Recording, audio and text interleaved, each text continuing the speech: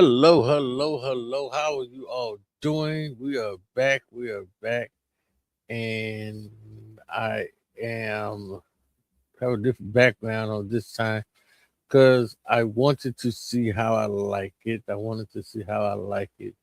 It's something new we had created this year. This year we created it. So therefore it is what it is. We're just trying some different things out. I'm gonna choose something. Let me choose something. Hold on, boom. Okay, okay. It's something that's on my end. I don't know if it's on you guys' end, but I'm not gonna worry about it right now. Um, yeah. I don't know. Some people might find this redundant, but it's okay. Yeah. If you're focusing on that, then you're not focusing on what I'm saying. So that's my biggest issue. Um, So we're back. I am Will, and this is Say How You Feel, where we always keep it real. And I am going to break down the last five things you need to do to grow your to so that you can so that you can find your target audience in 2026. Again, I'm going to break down the last five things you need to find your target audience in 2026 right after this intro.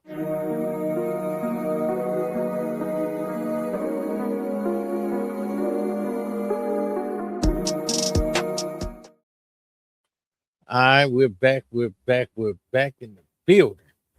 Okay, so let's look at number six. Number six, right? Number six. I'm gonna hit you with the six, right?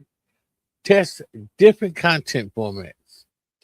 Try videos showing design process, unboxing products in real life, use or humanist takes. Basically, you guys see them. You see them on the TikTok, you see them on YouTube, you see them everywhere. You've seen them on Say How You Feel. Really, the hat video I talked about in the last video was really me doing the process. It's me pressing the actual hats. I don't have that video just handy, I don't think, because I was gonna say if I did, I'll show a little clip of it. But I don't think I do on this particular computer. I don't believe. No, because I did that on my phone, so I would not have it on there on here. Um, Trying to see if I have any other video that might I can snatch up right quick. I don't think I do. Um, I'm gonna have to I'm gonna have to do that, and that's create a video that I can put in here just to really show you guys some things. But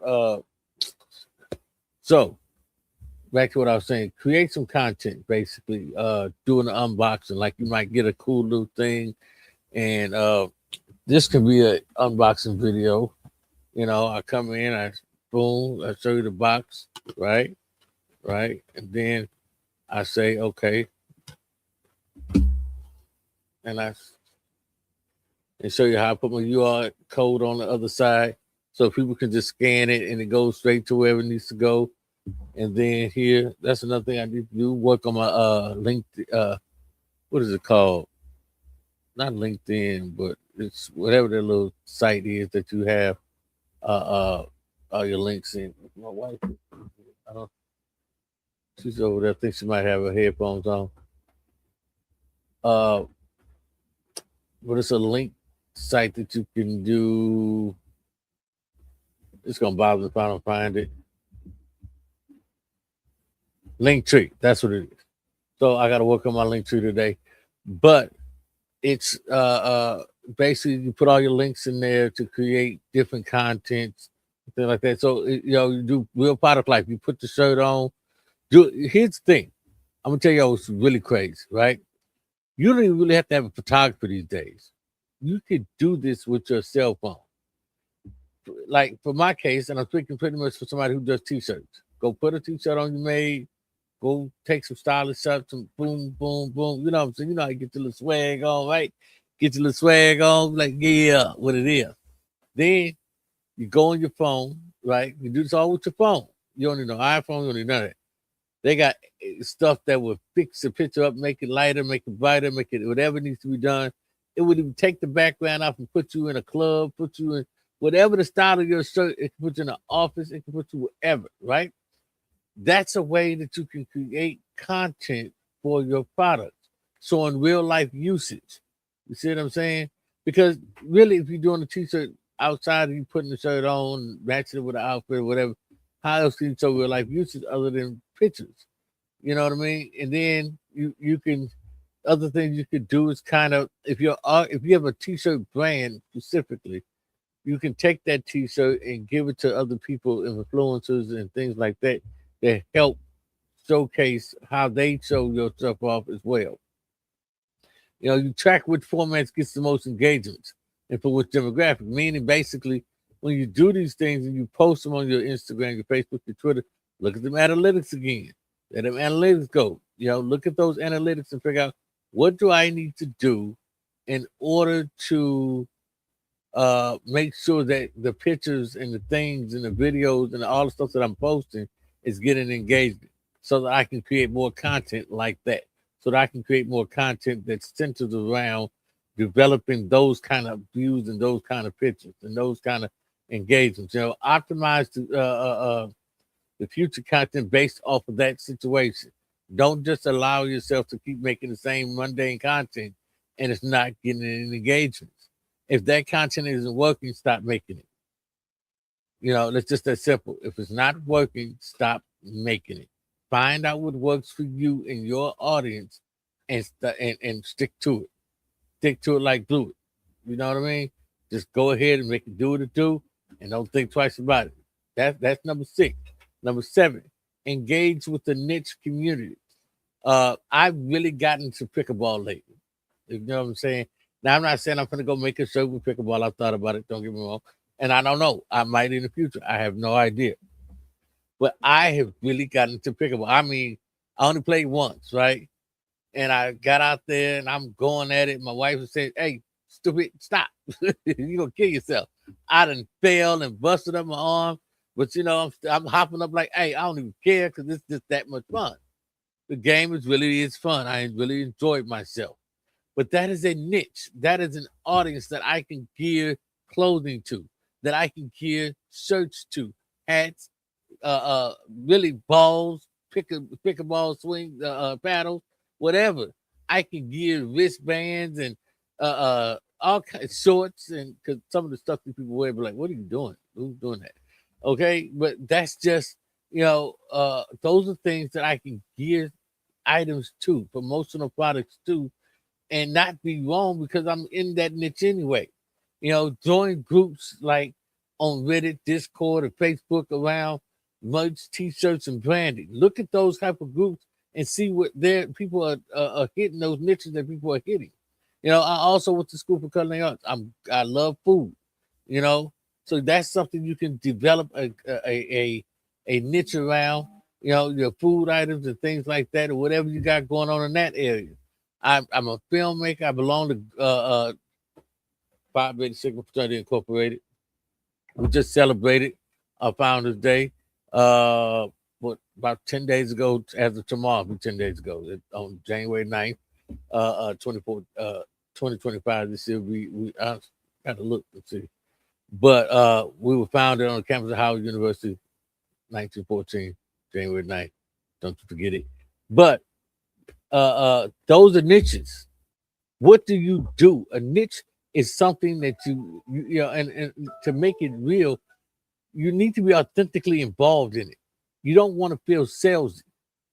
You know what I mean? You don't want to go to them like, oh, I'm trying to sell a product. I'm trying to sell you something, but you don't know nothing about that. You're not even involved in that. They don't even know you to be around that. Like I'm really out here trying to get to this pickleball thing, not to sell things, but just because I love the sport. You know what I'm saying? I love the game. The game is real fun. I'm trying to figure out when I can schedule another go around. I'm really trying to push the wife to say, let's go next Sunday. That might be what I'm doing, but the only issue is that when we go, she don't really want to go. And I get it. That's cool. But it's not a bad place. It's really not.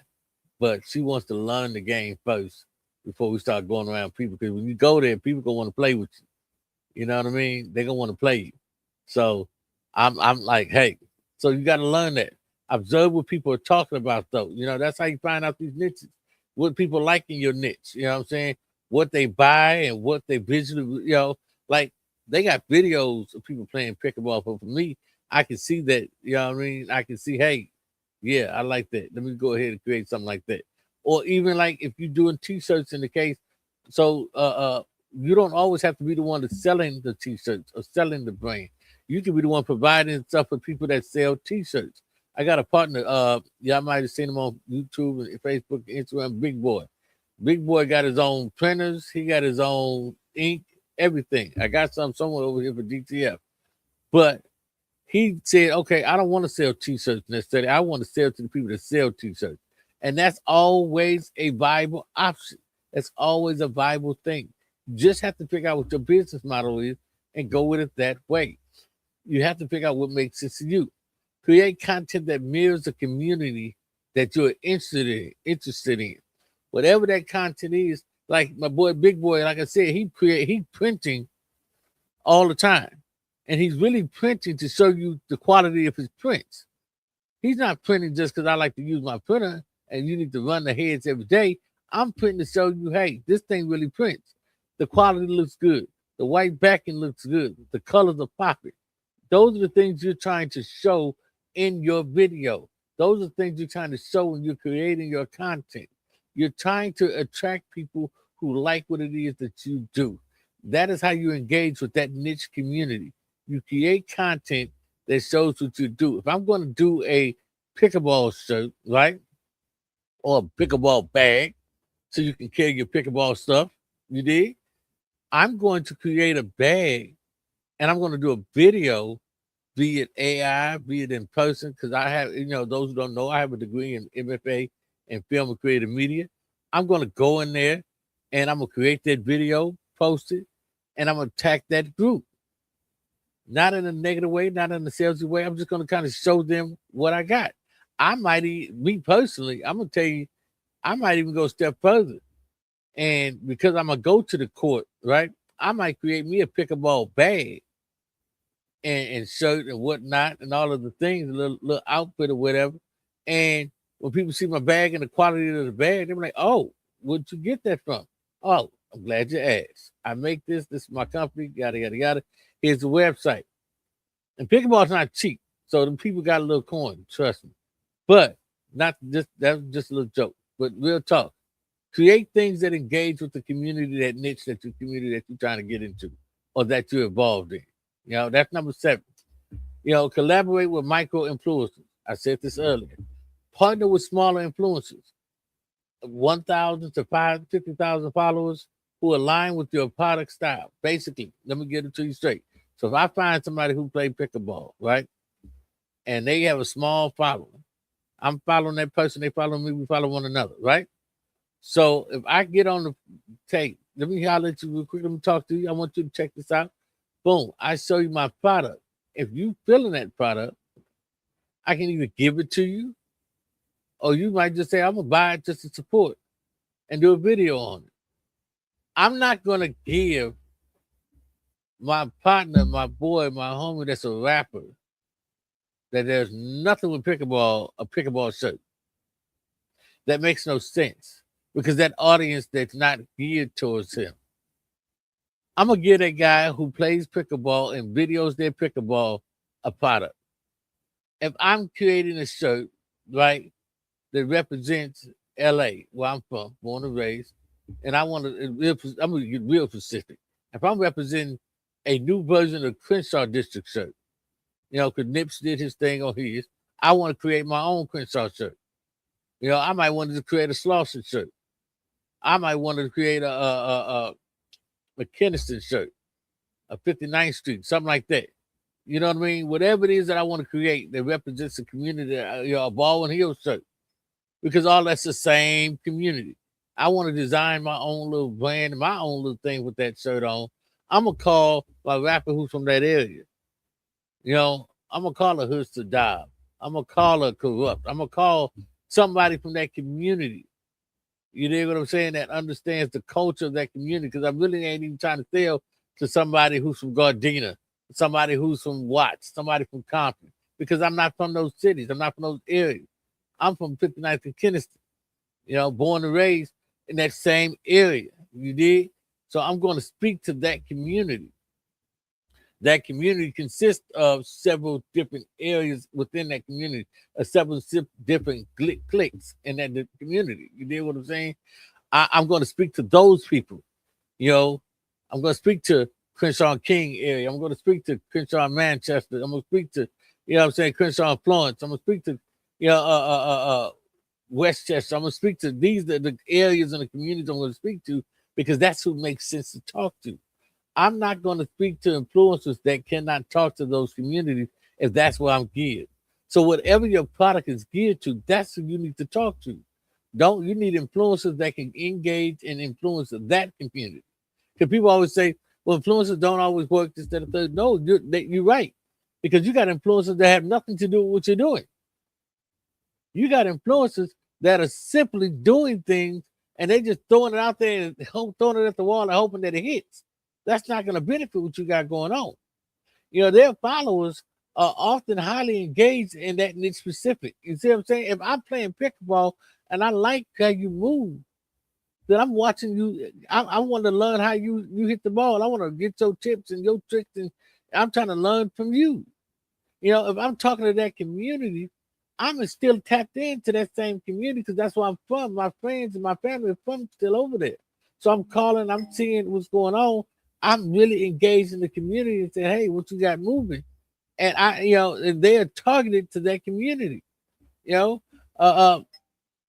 Obvious engagement is to refine your, you refine your target audience. As you're trying to grow that audience, you start to break it down. Okay, so this particular influencer is really engaged with those who are 20 to 25, 20 to 30. And those 20 to 30-year-olds are really following them. So you kind of figure out how to create designs and ideas and things that fit that group. That group is more than one person. So because that group is so vast and so large, and the community that's so large, you're going to create something that solves their problems, and people are going to be attracted to how you're moving. If you're doing the work of finding out who to be engaged with. So that's number 8. Collaborate with micro influencers. Number 9, monitor comments and feedback. That's a big one because that has a couple things. You pay attention to the comments under your videos and similar creators' videos. Believe it or not, a lot of these people who are going viral are growing on Etsy and all of that. They're looking at the comments. The people are leaving. They're looking, okay, this person sold a lot of this one shirt, and these are the comments that are coming back from it. They're all positive. So let me create a shirt similar to that. Not exactly that, but let me create something similar to that. And then that way I know I have that audience, and let me find a way to and figure out what he's doing to get to that audience. Look for repeated questions, complaints, or praise about certain designs or products. How do I, if it's a t-shirt, is it the way it feels? Back home, a popular brand is called Pro World. Pro Club. I'm sorry, I'm thinking about a t-shirt company I used to use. Pro Club. Pro Club and now Shockaway is really two popular companies a lot of people use back home. Where I'm living now in Tennessee, right? I can get away with a Gildan regular or Gildan soft style. I use a lot of Gildan soft style. Let's just be honest. I use a lot of Gildan soft style. So because of that, and so that the people here like that style of shirt, the way it flows, the way it fits, and how it moves. Back home, not so much. They want a Pro Club or Shockaway. It fits tight around the neck, and as you go down, it kind of loosens up, but it fits kind of still tight around the chest area. Kind of, if you ever seen the old hood shows, the whole hood movies from LA, that's kind of how we roll, and that's the kind of stuff that they like to wear. So But you know that you figure that out by the audience that you do. That goes back into figuring out your audience. And do I want to now? Here's the trick. I found this information out. Which one do I want to target? Because two total different audiences. To now, me personally, I'm probably gonna target both. Why? Because I one am a part of both, and two, I know how to move within them both. Because I do my own printing, I can have the same design. Look at okay, they're what region? They're on the West Coast. Let me get this Pro Club or this soccer wear shirt. Oh, this is Tennessee and Georgia and all of that type of stuff. I'm gonna get this soft style of movement just yield and send you on your happy little way. If I decide to go that route, now would I do it? I don't know because I don't know if I feel like having both shirts. But at the same token, and that's kind of that's a different thing. We'll talk about that in another video. But you have to figure out whether you want to do that. Use these insights to shape your future videos. Use it to shape, to shape your future product offerings. What offerings did I offer? Based off the comments and readings and things that you understand, that's how you figure out what you want to offer. And number 10, the last thing for running is run small paid tests. People cheat. Now, stop being cheap. Let's just put that on the page. Let's put that on the on the plan. Oops, I moved something. Sorry about that. You sit in the video, which will be right. Use TikTok ads, Instagram ads, and YouTube short ads targeting different demographics, meaning different areas, different ages, different people, different things that different people you want to see how you reach. And by doing that, you create a way to build your audience. Not only do you build your audience, but you also find out who your audience is, who is engaging in that ad, who's engaging in that video, that advertisement. Are they willing to support you? Are they liking what they see? Are they wanting more content? Test different creatives, copying audience for segments. You don't have to. Don't use the same video for everything. Don't use the same video for all the same people. Find a way to create multiple, commercials. I remember years ago I met a lady who was a TV commercial producer, and I was in school for film and creative media, and she said that she shot 14 hours for a commercial. I'm like, woo, that's a lot. And she said, now, because I shot 14 hours, I have all that content. Because I have all that content, I'm able to take that content and spread it and reuse it and chop it up in different ways. So she said, out of that 14 hours, I'll probably get 30, 40 commercials out of it. But she gets to charge the customer over and over again. I said all that to say, shoot a lot of content. That way you can create different segments and different commercials. That way you can you can figure out what works for who. You see what I'm saying? You can test it in different markets. Analyze which segments convert best and which ones don't. And the ones that do, you use content like that. The ones that don't, you walk away. And that is how you build your target, you find your target audience in 2025. Thank you and have a great, wonderful day.